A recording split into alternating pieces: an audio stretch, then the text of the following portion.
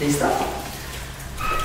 Padre Celestial, te damos muchas gracias por la oportunidad de ponernos delante de ti primeramente, con la ayuda de tu Espíritu Santo, y exponernos a la palabra viva, palabra de poder, Señor, que viene a hablar a nuestro corazón y viene a exponernos, Dios eterno, y a recordarnos muchas cosas que con facilidad a veces olvidamos, Padre. No queremos olvidarnos, Señor, de esta palabra. Grábala con fuego, Señor, de tu Espíritu en nuestros corazones, y que de verdad podamos llevarla por obra, no quedarnos como oidores, sino como hacedores de la palabra.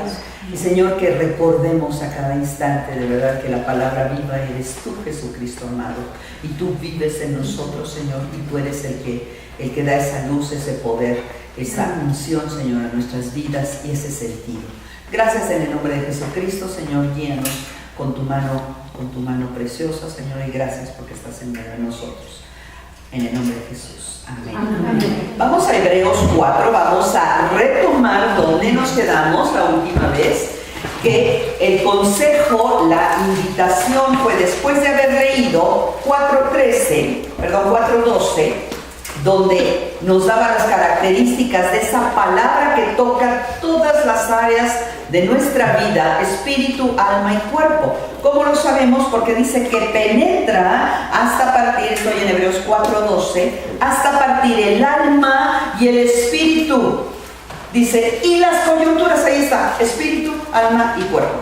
Están condensados, ¿verdad? Porque la palabra alcanza. ¿Por qué? Porque la palabra está viva, no es muerta, no es palabra nada más letras, un conjunto de letras, un conjunto de sonidos, sino la palabra es vida hecha, convertida en estos vocablos que cobran sentido en su concepto y en nuestra vida, y el mismo Jesucristo es el Verbo encarnado.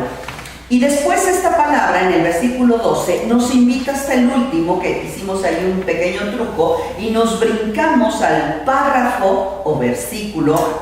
Le llamo párrafo porque acuérdense que la Biblia originalmente no está numerada, ni en capítulos ni en versículos, ¿sí? Sino que es un escrito parejo, ¿sí? Entonces el párrafo o el versículo 16, que es para ubicarnos nada más, dice, acerquémonos, como hemos repetido el día de hoy, ¿verdad? Esta preciosa palabra, acerquémonos pues, ¿sí? Ya que entendimos esto, confiadamente, vimos hace 8 días, vimos la importancia de que Cristo es nuestro mejor reposo.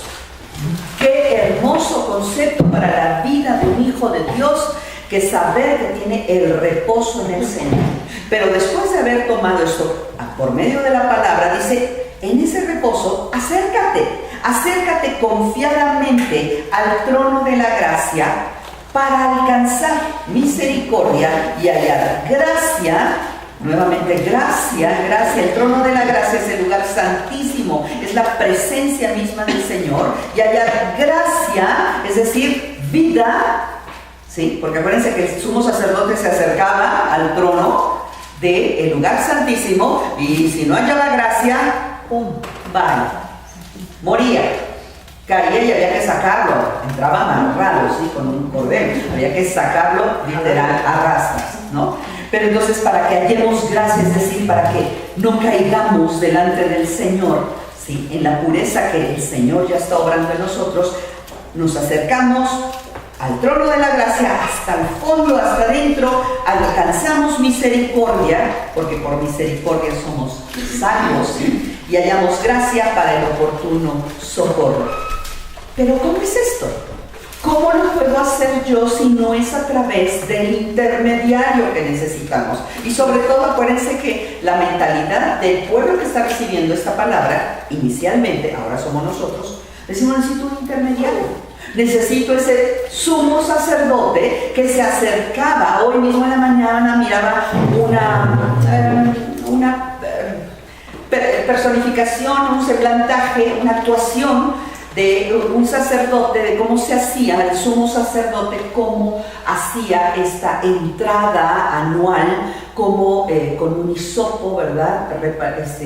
Regaba en el propiciatorio la sangre del sacrificio. Se sacrificaban 2 corderitos, ¿verdad? O 2 ovejas, 2 becerritos, etcétera. Uno, ¿verdad? Uno es el que moría, derramaba su sangre, era quemado en el altar, en el holocausto, pero se guardaba su sangre y entraba y repartía y cubría los cuernos de los altares, el altar exterior, el altar del incienso y el propiciatorio.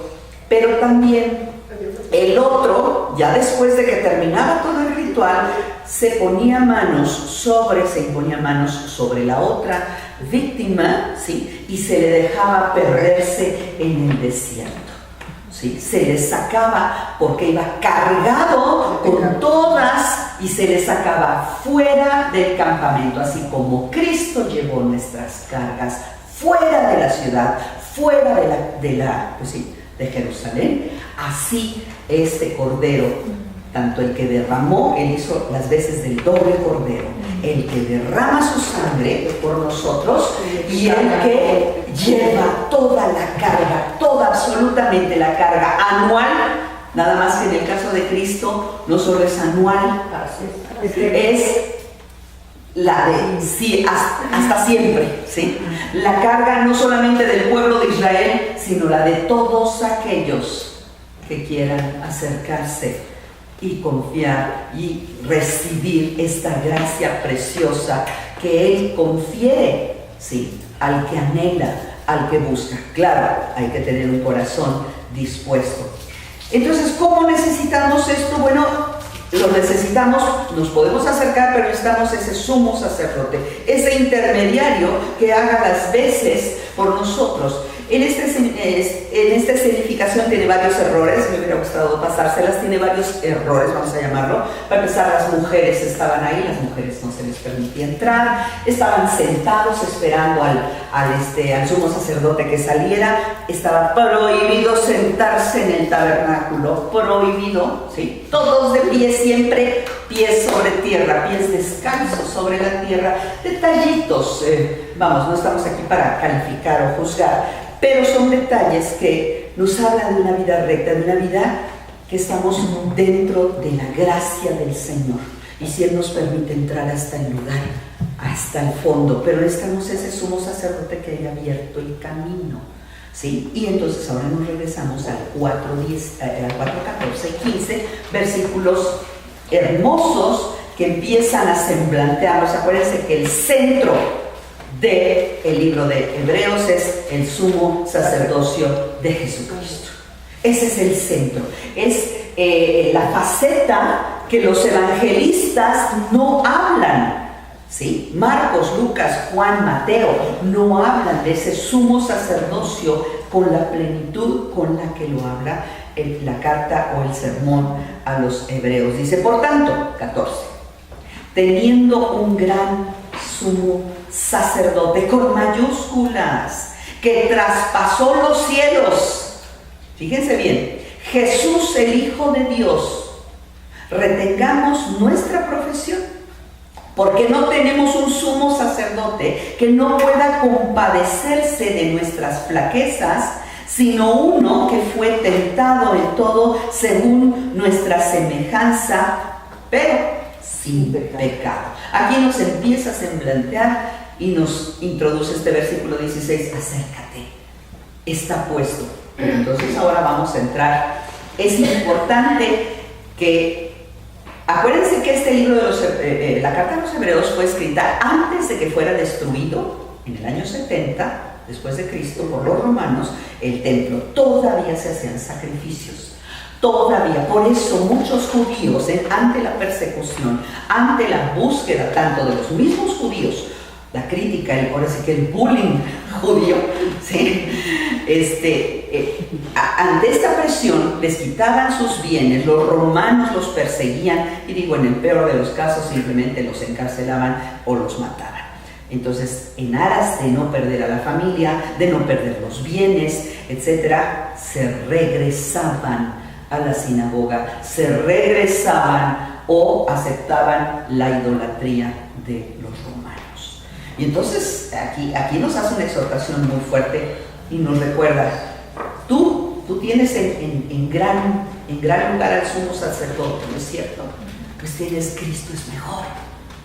Y Cristo es el mejor sumo sacerdote. ¿Por qué?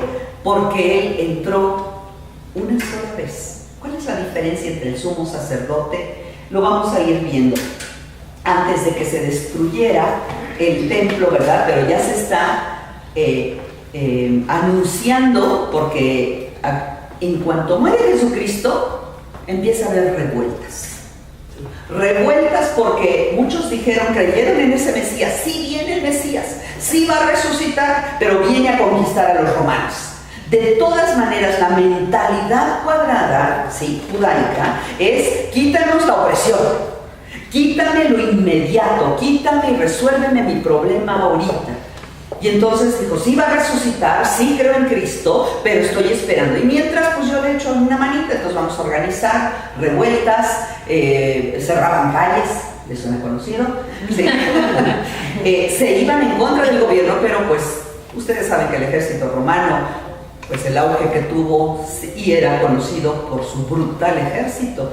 Así es de que eran apagados todos estos brotes. Sin embargo, había otros que se esparcieron. Otros creyentes judíos, otros creyentes gentiles que se esparcieron y se juntaban entre ellos, ¿sí? Para buscar y crecer en la palabra de Dios. Así es de que aquí la carta, esta que fue escrita alrededor del año 66, se calcula, ahora los cristianos, los nuevos, estamos buscando precisamente para el santuario espiritual. Ahora ya no estamos hablando de un santuario físico, aunque todavía existía, pero sabían que iba a ser destruido, porque los romanos vieron que ya era mucho conflicto con estos judíos, entonces dijeron, Jerusalén va sobre el templo, se los vamos a destruir. Se oían rumores. Entonces, el mensaje aquí es, vendrá el santuario espiritual y necesitas un sumo sacerdote espiritual, celestial, y justamente es el que vamos. Los cristianos necesitamos a un sumo sacerdote que habita, que es el que aún. ¿Por qué necesitamos un sumo sacerdote? Cristo vino a vencer a la muerte, ¿no es cierto? Cuando murió, hasta tembló la tierra, se rasgó el velo, el acceso fue abierto, pero el pecado sigue todavía, ¿no es cierto? Porque no ha terminado su obra. Él murió, resucitó, pero vendrá. Ese es el ciclo perfecto. Va a terminar su obra. ¿Por qué? Entonces ahora sí, cuando venga otra vez, vendrá a encerrar al maligno. Y ya no habrá maldad. Pero mientras tanto, en tanto que vengo, sí, mi paz os dejo. En el mundo tendréis aflicción. Mas confiad, yo he vencido al mundo. ¿Sí? Ese es el consejo del Señor. Quiere decir que sí va a haber todavía aflicción, sí va a haber persecución, sí hay maldad todavía. Y que lo sepamos. Y nuestro cuerpo, nuestra alma y nuestro espíritu están expuestos a ese mal que existe. Aún como cristianos. ¿El cristiano ya no peca? Sí. Sí, peca. Unos que conozco, sí. Sí. Pocos son los que no pecamos. Claro que pecamos, porque sigue alrededor todavía actuando la maldad, el mal y el maligno siguen todavía trabajando. No ha sido encarcelado, no ha sido atado y echado al lago de fuego aún. Pero está la promesa, Cristo viene a eso. Cristo ya viene como conquistador y ahora sí a poner su pie sobre la serpiente, la cabeza de la serpiente. Ya venció a la muerte y nos ha dado vida eterna, porque ahorita ya estamos viviendo la vida eterna. Desde ahorita, los que hemos decidido poner nuestra vida en el Señor, entregar, nacer de nuevo, ¿sí? Y Cristo ahora nos considera sus escogidos, ¿sí? Entonces vamos a conquistar junto con Él Pero tendríamos, nuestra lucha es diaria, constante, ¿no es cierto? Pero necesitamos un sumo sacerdote, acudir a este sumo sacerdote perfecto, a diferencia del que había antes. Jesús es hoy el representante delante de ese Dios. Hoy está a la diestra del Padre. ¿Qué está haciendo? Intercediendo por nosotros. Esa es otra de las labores del sumo sacerdote. Interceder y sacrificar. Ya vino a hacer el sacrificio, a hacer el cordero, pero además no con sangre ajena como lo hacía el sumo sacerdote. Porque el sumo sacerdote, pues, híjole, sí, maten al animalito, ¿verdad? Yo llevo su sangre. Sí, pónganle las manos y que se pierda en el desierto, pero a otro, ¿no? Pero así que con otro. Cristo lo hizo consigo mismo. Su sangre, su carga, sus lomos llevaron el peso de nuestro pecado, nuestro amado. Y dice un sumo sacerdote que simpatiza, es decir, simpatizar no es caerle bien. Simpatizar quiere decir estar en armonía, pero además simpatizar quiere decir comprender. Empatía, también viene de ahí la empatía, es estar en los zapatos. ¿Por qué Cristo sí estuvo en nuestros zapatos? Porque se hizo hombre, siendo Dios. En forma de Dios se hizo como hombre. Pero no solo como hombre, ya lo vimos desde el capítulo 1. Siendo superior a los ángeles, se hizo menor a los ángeles. Y no solo menor a los ángeles como tú y como yo, sino encima nuestro servidor. ¡Wow! Nuestro siervo. Él vino a servirnos, no a ser servido. Pero el Señor, dice, le exaltó. A lo sumo le exaltó y su nombre engrandeció. Para que todo aquel, ¿sí? Para que toda autoridad se doblegue delante de Él. ¿Sí? Y toda rodilla delante de Él se doble. Cuando se hizo menor a los ángeles, ya lo vimos, esto lo vimos desde el capítulo 2 de Hebreos, cuando fue comparado con los ángeles. Esa capacidad de empatizar, de simpatizar, como dice aquí en el versículo 15, dice que no puede un sumo sacerdote que no pueda, no tenemos uno que no pueda, o sea, tenemos uno que sí puede compadecerse de nuestras flaquezas. Él sabe lo que es el dolor, lo que es el abandono, lo que es la traición. Tú dime cualquier problema, cualquiera. No, bueno, el cáncer de mama es el dolor, es la muerte, es la sentencia, es el diagnóstico, te vas a morir. Él sabe lo que es eso. ¿Sí? Entonces, Él conoce, dice, cuando se hizo menor que los ángeles, esto está en Hebreos 2.9, cuando experimentó la muerte en beneficio de todos, esto está en Hebreos 2.9 también, cuando fue sometido a aflicciones y se hizo semejante a los hombres, también en el 2.17, estoy citando, y cuando padeció siendo tentado. Porque el Señor dice, si tú eres Dios, tú no sabes lo que es la tentación, Señor. Sí sabe. Porque además el diablo supo exactamente en su condición de hombre Dios hombre, en su debilidad de hombre, pero aún en su fortaleza de Dios, Él quería. Así que, si eres hijo de Dios, y esa fue la primera tentación, si eres hijo de Dios, no fue el pan, no fue el aventarse del pináculo, no fue el conquistar los mundos, sino si eres hijo de Dios. Esa fue la primera tentación, verdadera y profunda como Dios. Entonces, Cristo sabe, Él entiende nuestras flaquezas. Él entiende nuestras necesidades. Mira que somos sacerdote. En cambio, los sumos sacerdotes de antes, vamos a capítulo 5, mis amados, porque aquí nos describe los 4 primeros versículos, nos hablan del sumo sacerdote que conocen todos los judíos y que nosotros conocemos. Y cuidado, porque a veces también, pues sí, estamos buscando un sacerdote sustituto, ¿sí? Un consejero sustituto, un intermediario sustituto, llámese prestamista, llámese doctor, llámese muchas veces estamos buscando y confiando psicólogos. ¿Sí? Usted llámele como que pastillitas. ¿Sí? Cualquier tipo de vicio, paliativos, ¿verdad? Que nos distraen. Llámela usted como quiera, vicios, llámese desde la televisión. Ups. Y peor cuando son las novelas. Las novelas. Cualquier tipo de cosas que nos metemos o dejamos de quitar o dejamos de hacer para compensar o para buscar un intermediario que nos ayude en nuestro sostén diario.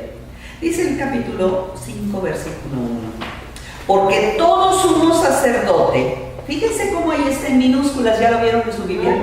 Y en cambio en el capítulo 4 estaba con capital letters, ¿no? Letras capitales, letras mayúsculas, porque se trataba de Cristo. Aquí habla de los sumos sacerdotes comunes y corrientes, que ya era decir, ¡ay, es el sumo sacerdote! ¿Sí? Tomado de entre los hombres. ¿Por qué tomado de entre los hombres? Porque solamente de la dinastía de Aarón tenía que ser. ¿Sí? Sin embargo, no fue tomado de entre los hombres nada más. ¿Quién designó que fuera descendientes de Aarón? Es el Señor. De todas maneras fue asignación de Dios. Esta idea de la intercesión por el pueblo fue idea de Dios, iniciativa de Dios. No entendamos que a veces partimos y decimos Antiguo Testamento, fúchila, Nuevo Testamento, esta es mi vida. No, porque a veces entendamos que Dios no es bipolar. Y decimos, ay Señor, la primera parte como que no te funciona. ¿No? Y corregiste el segundo. Y corregiste, ya le agregaste. No, Dios es perfecto, mis amadas. Acuérdense que aquello era sombra de lo que había de venir, de la perfección que ya estaba planeada desde el Génesis. Y es el mismo ayer. El mismo Señor, Él es eterno. Él es el Olam. Ajá, esa palabra. Olam. Tiemblen cuando digan Olam, porque es el eterno. De hecho, los judíos, uno de los nombres favoritos para llamar después de Adonai, que es el Señor, le dicen Olam. ¿Cómo se escribe? El eterno. Bueno, lo castellanizado es O-L-A-M, ¿no? Olam. ¿Cómo lo oyes? Olam. Jehová o Yahweh Olam, ¿sí? El Señor eterno. Y los judíos muchos lo llaman el eterno. Cuando hablan, nunca dicen Dios, dicen el eterno o dicen Adonai, ¿sí? Pero es uno de los nombres. Y Él es eterno porque es el mismo ayer, hoy y por los siglos. Luego entonces, la primera parte, decimos, no es que haya fracasado, no es que no haya sido suficiente, simplemente era el propedéutico, mis amadas. Entendamos lo que es un propedéutico, es una preparación, era la prepa, ¿sí? Para entrar verdaderamente, ahora sí, a la especialidad, la salvación perfecta en Cristo Jesús, ¿cierto? Entonces nos dice aquí que tomado de entre los hombres, idea de Dios, de Aarón y toda su descendencia, solamente ellos van a poder ser mis ministros, nada más ellos, ¿sí? Y dice, a favor de los hombres, en lo que a Dios, voy a leer los 4 versículos para darnos un contexto, en lo que a Dios se refiere, para que presente también ofrendas y sacrificios por los pecados. Eso es una faceta del sumo sacerdote. Presentar ofrendas y sacrificios por los pecados, mis amadas. Y que pueda, versículo 2, compadecerse de los ignorantes y extraviados. Levante la mano los ignorantes y extraviados. Antes de Cristo, ¿cierto? Puesto que Él también está rodeado de flaqueza. Es decir, porque Él entiende los pecados del pueblo, porque Él también es pecador. Tal es así que algunos se morían después de haber entrado. ¿Sí, amada? Pero estás hablando de sacerdote humano. Así es, sumo sacerdote con minúscula. Por eso estamos dando los primeros 4 versículos. Dice, y por causa de ella, es decir, de la flaqueza, debe ofrecer por los pecados, tanto por el pueblo como también por sí mismo. Primero, antes de poder ofrecer el sacrificio por el pueblo, tenía que ofrecer por sí mismo, aunque fuera una sola vez al año. Que se enojó con su señora en la mañana. Mejor no te cuentas, amigo. Mejor no te cuentas.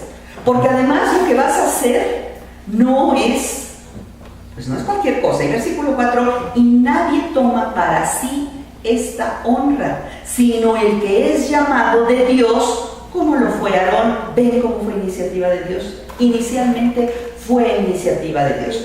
Dios está diciendo, yo soy consistente. Fue mi idea. Y no estuvo mal lo que hicieron, pero ahora les traigo, solamente les estaba preparando, ya les había profetizado a través de los profetas que ustedes mataron. ¿Sí? Les traje el mensaje, viene lo bueno. Prepárense desde ahora, viene lo mejor. Así también, ahora sí viene, y vamos a leer el 5 y 6, así también Cristo. Él no se glorificó a sí mismo haciéndose sumo sacerdote. Jamás mencionó ¿quién lo condenó? ¿Quiénes lo secuestraron para hacerle un juicio? El sumo sacerdote. ¿Sí? Caifás. Dice, sino que él le dijo, ¿quién él? Dios, papá Dios. Tú eres mi hijo y yo te he engendrado hoy. Esa es mi firma, es mi hijo. ¿En qué momento le dijo eso también el Padre? ¿Cuándo? Fue bautizado. Este es mi hijo amado, en el cual yo tengo complacencia o contentamiento. El que de verdad complace mi corazón. Y dice, como también dice en otro lugar, tú eres sacerdote para siempre, y ahora sí viene según el orden de Melquisedec. Esto se va a estar repitiendo a lo largo de Hebreos. Pero ahora vamos de lleno, mis amados, a entender precisamente esto del sumo sacerdocio, primero elegido entre los hombres. Repito, fue escogido por Dios, no fue idea de Moisés, no fue idea de Aarón, no fue idea de la comunidad democrática y votaron, hicieron consenso. No, aquí no hay esto. Fue idea de Dios. ¿Sí? Dios dijo a través de este linaje. ¿Alguien sabe de qué familia descienden Moisés y su hermano Aarón, su hermana Miriam? De Leví. ¿Y saben de dónde proviene el Señor? El linaje del Señor. ¿Judá? ¿O de Leví? También de Leví. Qué interesante. Qué interesante. ¿Sí? El Señor, repito, tiene una línea de integridad. El Señor es integral. Y no que sea una copia, no, sino que lo de antes era figura y sombra de lo que había de venir, para que cuando viniera no les cayera de sorpresa. El problema es por qué tantos no han creído. Tantos a los suyos vino y los suyos no le recibieron, no le reconocieron, no le conocieron. Sí. Habiendo tenido, quiere decir que lo de antes tampoco lo vivieron con veracidad. Lo de antes, la sombra que Dios había mostrado, tampoco la vivieron con amor, con obediencia. Y esto es importante, lo voy a mencionar más adelante. Otra de las características de este sumo sacerdote fue por su obediencia, la obediencia perfecta. Las ofrendas y sacrificios se ofrecían para buscar el perdón de Dios en beneficio de los pecadores, ¿no es cierto? Sin embargo, se pedía que este sumo sacerdote se compadeciera de todos los demás, de todo el pueblo. ¿Cómo podía compadecerse alguien con tan altísimo rango como el sumo sacerdote? Acuérdense que siempre fue en el pueblo de Israel una teocracia, ¿sí? ¿Qué quiere decir eso? Que no había gobernantes. Hasta que vino el tiempo que dijeron, ¿sabes qué? Danos un rey. Todos los demás tienen reyes y yo, ¿por qué no tengo un rey? Y aquí nada más profetas, y aquí nada más sacerdotes. Ay, no, danos un rey. Y bueno, profetas, jueces, ajá, y yo queremos un rey. ¿Y qué le dijo el profeta a Dios? Señor, quieren un rey, te quieren reemplazar a ti. El celo del profeta le decía, por favor. Dice, déjalos. No te están rechazando a ti, mi amigo. No es al profeta al que están rechazando, a mí. La cosa va conmigo. Déjalos que tengan su rey. Déjalos que escojan. Yo se los voy a escoger de todas maneras. ¿Quién pone reyes, gobernantes, príncipes, hasta los... ¿Sí? Y a veces decimos que crueldad. ¿Quién puso a Hugo Chávez? Y aunque te gane la risa, el Señor lo puso. Todo es permitido por Él. Él lo permitió. Exactamente. Exactamente. Bueno, sí, bueno, yo prefiero hablar de eso. Sí. Así es de que vemos la importancia de que esto viene desde la iniciativa de Dios, que se compadeciera, que fuera débil. Tan era débil que tuvo que presentar, estamos hablando, acuérdense, del sumo sacerdote humano. Primero tenía que presentar, oye, pero yo vengo muy bien, yo me he portado muy bien todo este año, me hago mi autoanálisis. Te preguntan, ¿cómo estás? Bien.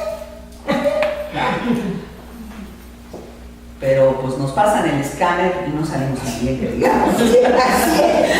Nos sacan sangre y, ay, pero sí, ¿cómo no? Si yo no puedo tener estos niveles, ¿verdad? Cuando Dios nos examina, entonces el sumo sacerdote, por si las dudas, tenía que presentar sacrificio primero por él, pedir perdón por él. Qué terrible cuestión, puede parecer muy egoísta, no es muy egoísta, sino no puedes dar lo que no tienes. No puedes interceder, amadas, y esto es un paréntesis que yo hago. A mí el Señor me empezó a mostrar. A veces decimos, sí, yo oro por ti, oren por eso, sí, yo oro acá, el grupo de intercesores. Temor y temblor, hermanos. Temor y temblor, primero intercede por ti.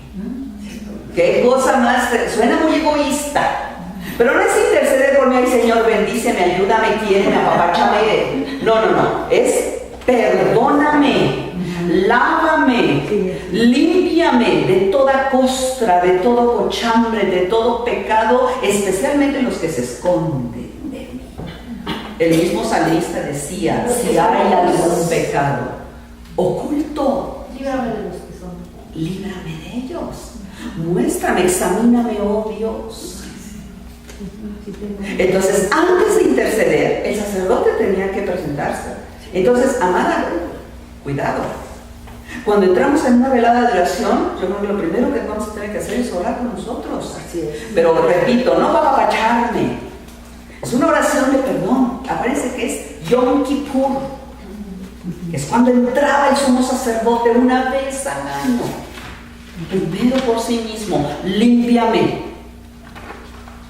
Y aún así, algunos morían. ¿Cómo está eso? Que el Señor no es efectivo para limpiar No pecados. es lo sincero. Porque no hay arrepentimiento verdadero. ¡Qué tremendo! Porque yo puedo repetir una oración o decir elocuentemente una oración, Señor, límpiame de todo pecado, pero lo traigo arraigado, encostrado.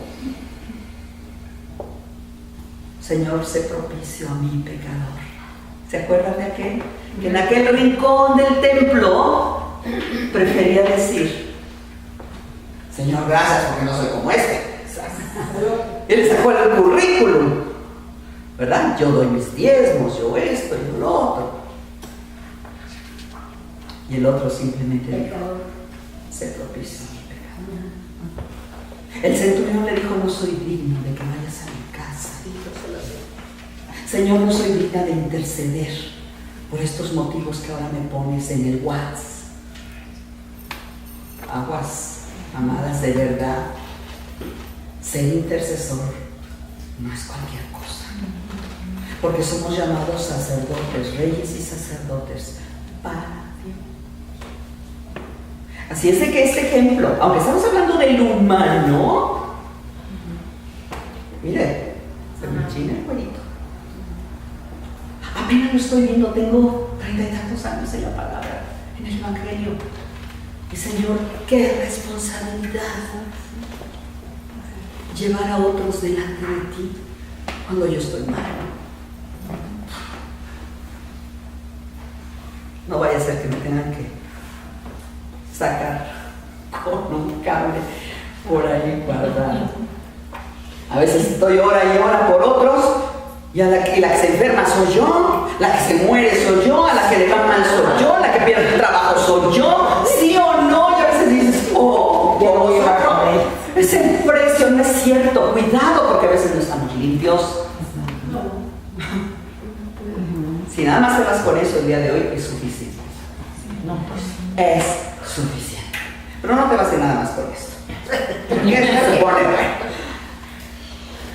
Tienes que ser llamada.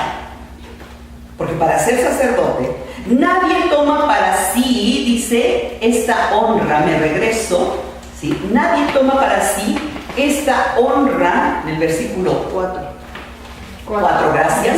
Esta honra. Empecemos por considerar ofrecer sacrificio de alabanza a Dios. Cuando tú vas y entras a un culto a Dios, a un servicio a Dios, y ofreces sacrificio de alabanza, es porque Dios te llamó. Fuiste llamada. Y repito, es un honor. No es honra para mí. Ahorita decíamos, sí, híjole, qué mal nos salió el último canto, necesitamos practicarlo más y oírlo más en el internet. Pero lo importante es cómo está tu corazón. ¿Cómo está nuestro corazón?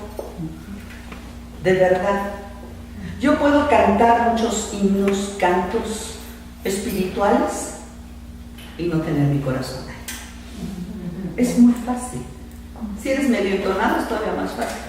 Si no, pues ni cuenta te das, si tú los cantas como quieras. Lo va a lamentar con un prójimo, pero bueno. Pero si mi corazón no está ahí, no es alabanza, hermanos. No es alabanza. Porque no agrada a Dios, porque es una honra. Ofrecer sacrificio, no alabar a Dios nada más, sino ofrecer sacrificio de alabanza. Es un sacrificio, es una entrega, es una honra. Versículo 4 dice aquí, nadie toma para sí esta honra, sino que es llamado de Dios. El Señor nos llama. Mire, eso lo entendió también la iglesia popular, que pues usaban una campana, ¿verdad? Recién que nosotros, mi esposo y yo, hace casi 5 años llegamos a Villa de las Palmas, allá aquí arriba en Atizapán, que eran los basureros oficiales, y me decían unos chiquitos que vivían en unas cabañas en unas condiciones terribles, me decía, ¿sabes por qué no vienen muchos niños? Dice, ¿por qué no tienes campana? Literal, porque hay que llamarlos para que sepan que ya estás aquí. Y entonces vienen los niños. Y le dije a mi esposo, amado, necesitamos una campana. Me dice, estás como pelada. ¿Cómo crees que voy a poner una campana? Sí, el Señor me la proveyó. Le voy a decir qué pasó.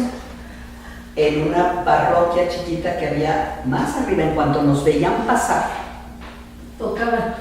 le avisaban, pero era como alarma. Ya llegaron los aleluyos. Prepárense. Pues los niños, en cuanto oían eso, vámonos. Se me llenaba la iglesia de niños. Pues sí.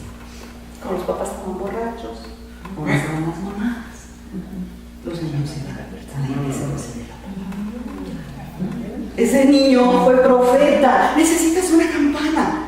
Mi esposo no me la proveyó, pero Dios sí la proveyó, ajena. A lo que voy es, amados, somos llamados a alabar, a sacrificar alabanza, a interceder y a ejercer el sacerdocio para Dios. Llamados. De verdad, ahí es cuando yo no sé si tú has experimentado. ¿Qué haría yo el domingo si no voy a la iglesia? Uy, hay gente que tiene variedad de cosas. Desde el fútbol, estar de pants todo el día. Amados, cuando hay un llamado, es irresistible. Irresistible. Y dices, no lo cambio. No lo cambio. Sí. Vemos entonces aquí el llamado del Señor es un honor, es una honra. Dios nos honra con ese llamado.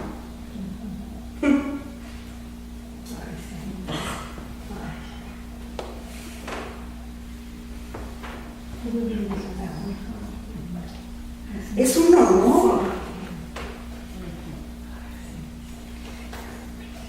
Oír esa voz y decir, venid a mí. Los que estéis trabajando, los que estéis cargados, venid a mí, venid a la casa del Señor y alabadle. Busquen los salmos. El salmista ponía, venid, subamos al monte de Yahweh, a la casa del Dios de Jacob, y Él nos enseñará en sus caminos. Es un honor oír ese llamado, pero no todos lo oyen. Sí, no todos lo oyen. Sin embargo, lo más hermoso, esa es la parte humana. Aún si me quedo en la parte humana, tiemblo. Porque la iniciativa de todas maneras es de Dios. Pero todavía me voy a que el Señor tiene un proyecto todavía más excelente. Por eso, Hebreos siempre es Cristo es mejor que eso. Si eso te parece, wow, espérate, mi niña, porque dice, así también Cristo. Y ya cuando me dice así también Cristo, y entra la figura del sumo sacerdote con mayúsculas. Así también Cristo no se glorificó a sí mismo, ¿sí?, sino que fue escogido por Dios, pero además escogido por Dios porque Él se ofreció. Aarón no se ofreció, le dijeron, tú, ok, sacaste el boleto premiado, Aarón. ¿Fue porque era lindo? ¿Porque era capaz? ¿Porque era muy elocuente? No. Porque Dios dijo. Porque escogió Jesús a Mateo. Ven, sígueme. Y dejando todo, le siguió.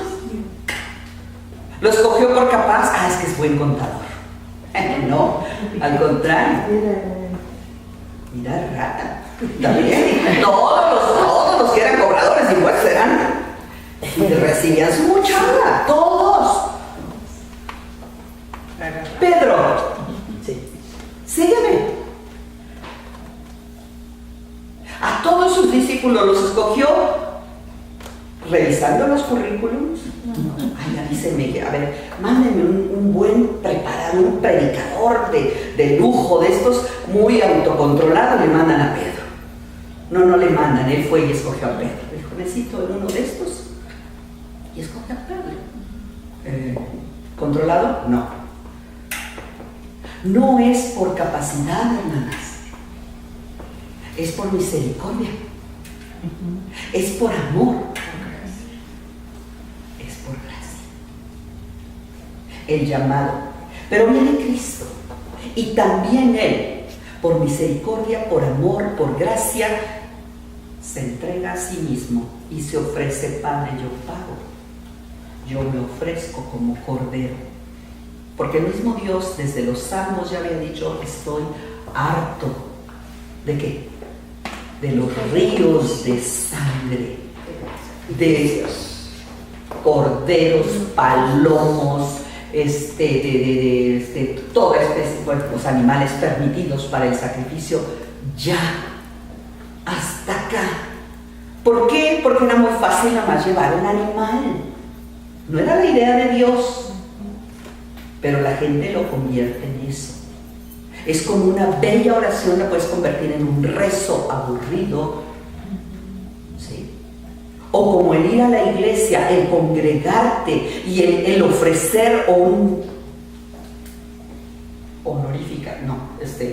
con honra al Señor, sacrificio de alabanza, y lo conviertes en un ritual de la iglesia. Eso lo decíamos antes, ¿no es cierto? Tengo que cumplir. Eso era antes. Ahora es con devoción, con entrega, con sacrificio y con gozo, con entrega hasta la hora de dar ofrenda, hermanos. Amén, amén, dos aménes, no sé cuántos. Aleluya. Cristo no se confirió a sí mismo la dignidad de ser sumo sacerdote, sino que el mismo Padre, ¿en dónde está? Aquí vámonos rápidamente al Salmo 114, por favor.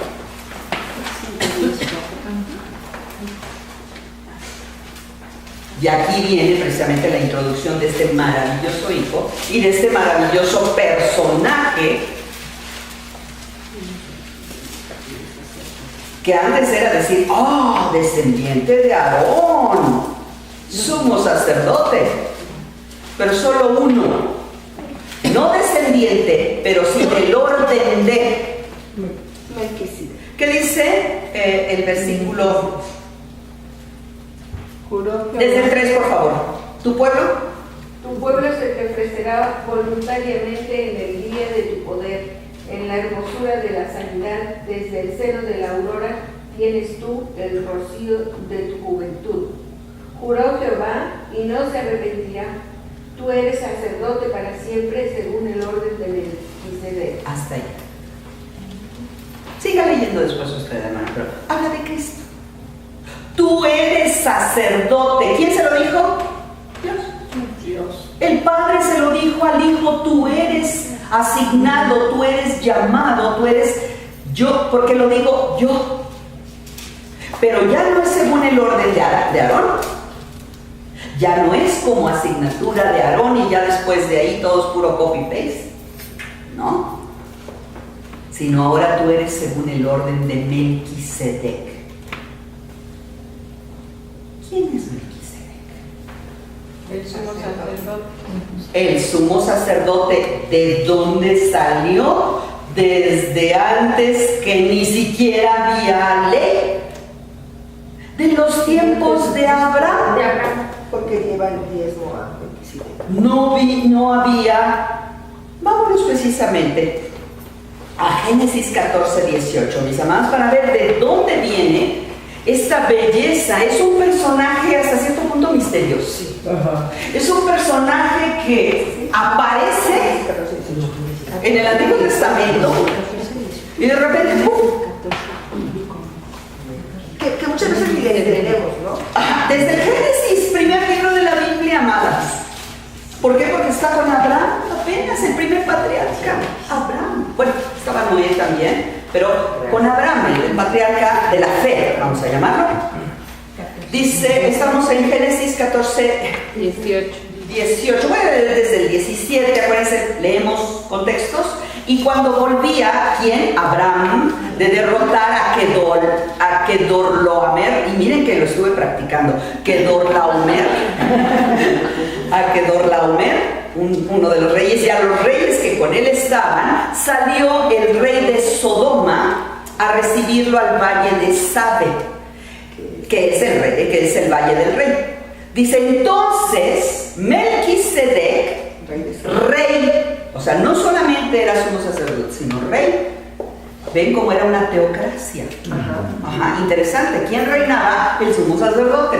Era el rey de Salem, el cual era sacerdote ¿de quién? ¿De los ídolos? No, del Dios Altísimo, mis amadas, estoy en el 18, y sacó, es tan simbólico, tan especial, sacó pan y vino, y bendijo a Abraham.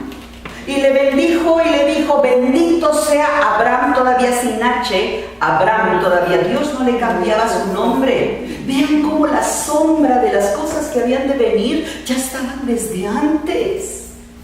Los planes de Dios son eternos, son perfectos y llevan una línea de continuidad perfecta, sin interrupciones. El Señor es perfecto, desde el principio, el mismo ayer, hoy y por los siglos. Abraham, dice, bendito sea Abraham del Dios Altísimo. Él sabía a quién adoraba y a quién ministraba, poseedor de los cielos y de la tierra, nada más. Y bendito sea el Dios Altísimo. O sea, no deja de bendecir a Dios. Que claro, que sumo sacerdote que entregó a tus enemigos en tu mano. Dice, y le dio a Abraham los diezmos de todo.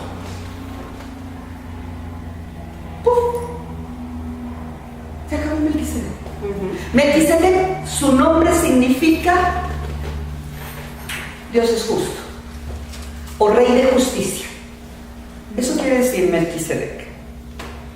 Pero además, por si nos queda un poquito de duda, era rey, ¿verdad? Lo leímos aquí en estos versículos. ¿Rey de qué? De un país que se llama Salem, o se los voy a decir en hebreo, rey de Shalom. Salem es lo mismo que Shalom. Si ustedes leen una versión hebraica, es Shalom, rey de paz. Protección es Paz. Shalom es paz. No solo es rey de justicia, sino rey de paz. Y no solo es rey, sino sumo sacerdote. ¿Y sumo sacerdote de quién? Porque sacerdotes había muchos. En todas las naciones tenían sus sacerdotes. Pero a los dioses que tenían ahí. Pero este era sacerdote del Dios Altísimo. Y nada más había que ver cómo bendice a Abraham. En el nombre de su Dios Altísimo. Y no deja de bendecir al Dios Altísimo por haberle dado la victoria en gratitud a Abraham sobre todos sus enemigos. Usted lea todo el contexto, toda la batalla, de verdad como Dios se la regaló a su escogido Abraham. Y Abraham en gratitud le entrega sus diezmos de todo lo que rescató, le entrega el diezmo. Todavía no se instituía el diezmo, todavía no había leyes, no había tabernáculo, y él ya era sumo sacerdote del Dios Altísimo. ¿Cómo era eso? Misterioso. Pero repito, y me regreso a que salió a recibirle este rey de Salem, y sacó pan y vino. Y decimos, ay, qué codo. Era el recibimiento más sublime que se podía ofrecer. El pan, los dos frutos de la tierra, del trigo, ¿sí?, y del mosto. Sin embargo, ¿qué significa? Muchos años después, La el pan y la sangre. el memorial. El pan hasta el día de hoy, niñas.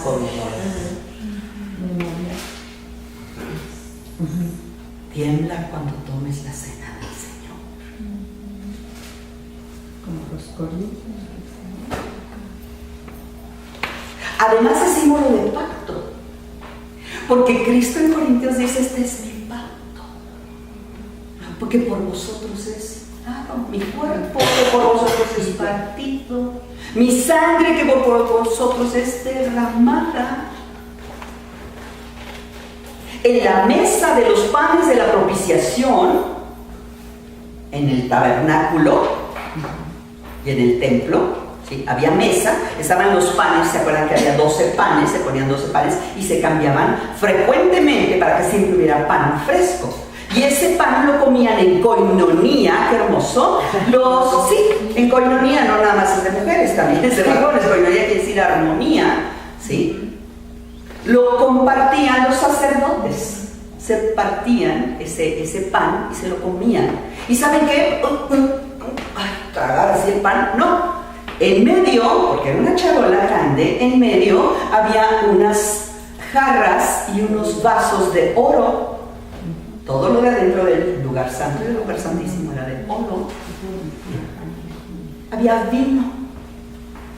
Esa mesa de la koinonía, de los panes y de la provisión de Dios que nunca falta, ni siquiera en el desierto faltó, es símbolo del pacto de Dios con nosotros. Pan y vino. Cuando Melquisedec recibe a Abraham con pan y vino, le está diciendo que no falte la provisión en tu casa. Y todos los descendientes de Abraham, aún en los campos de concentración, no les faltó pan, no les faltó la provisión. Wow. Personaje misterioso. Pero de ese orden, de ese sumo sacerdote del Dios Altísimo, es de donde el Salmo 110 que acabamos de leer, dice el Señor, juró el Señor, no dijo, juró, y no se arrepentirá, tú eres sacerdote para siempre. Esa es la gran diferencia. Los sacerdotes descendientes de Aarón, ¿hasta cuándo eran sacerdotes? ¿Sí? Hasta que se morían. Pero Cristo es, ¿cuándo? Para siempre. Y según el orden de este varón impecable, Rey de justicia, Rey de paz, aparentemente misterioso, pero que además honró la descendencia de Abraham, honró al Dios de Abraham e hizo pacto con él, con pan y con vino. Interesante, interesante. Desde el Génesis está mencionado. Mira que dice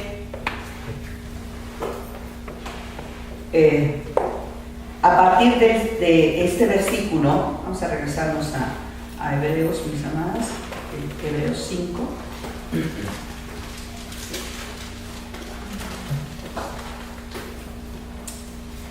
Vamos a leer, fíjense, el 7 después de Melquisedec. No quiero hablar más. Dice, el cual, en los días de su carne, habiendo ofrecido ruegos, es decir, el sumo sacerdote que es Cristo, el cual en los días de su carne, cuando se encarnó por nosotros, dejando su trono de gloria, habiendo ofrecido ruegos y súplicas con gran clamor y lágrimas, al que le podía librar de la muerte, fue oído por su temor reverente. En el Getsemaní, ¿se acuerdan a Jesucristo orando? Él clamó. Pero ¿saben qué hizo? Dos clamores Cristo. Uno en la carne y otro en el espíritu. En la carne, Señor, si es posible, pase de mí esta copa. No va a estar fácil. Pero en el espíritu, Que sea tu voluntad. Hágase tu ¿y sabes qué estaba diciendo con hágase tu voluntad? Es más importante que todos estos sean perdonados. Es más importante. En el espíritu dice con lágrimas. Con lágrimas y su sangre, ciertamente. Entonces dice, y aunque era hijo, por lo que padeció, Aquí viene subrayado, mis amados. Aprendió la obediencia. Cuando decimos que Él murió, Cristo fue muerto, fue obediente hasta la muerte y muerte de cruz. Cuando decimos, y el mismo Señor Jesucristo nos enseña en el Sermón de la Montaña, nos enseña a través también de su palabra, nos lo reitera: el que quiera seguirme, tome su cruz. ¿Sí? Primero es niéguese a sí mismo, tome su cruz. No podemos tomar la cruz si no nos negamos. Tome su cruz y sígame. Tomar la cruz, mucha gente dice, sí, por eso tengo este marido borracho, ¿no? Esa es mi cruz, ¿no? Ay, es mi hijo rebelde. No, esa es mi cruz. No, esa no es tu cruz, es tu hijo rebelde, es tu marido borracho. Es tu carácter tremendo que no puedes dominarlo. No es tu cruz. La vecina que no la soporta. No, no es tu cruz. La cruz es la obediencia, mis amados, y aquí lo dice. Es la obediencia, dice, y aunque era hijo, por lo que padeció, aprendió la obediencia. Así que cuando el Señor nos dice, niéguese a sí mismo, tome su cruz y sígame, es niégate a ti mismo, obedéceme en todo y sígueme. Ahora sí. No es por obras, porque al negarte a ti mismo dejas que menguas para que Cristo crezca en ti. Y entonces ahora es Cristo quien aprendió obediencia, te enseña a obedecer a ti, te hace obedecer, Él viene a morar en ti. Y entonces, ¿qué te lleva a Cristo? A seguir a Cristo. No hay otro camino. Él es el camino, la verdad y la realidad. Y dice, ya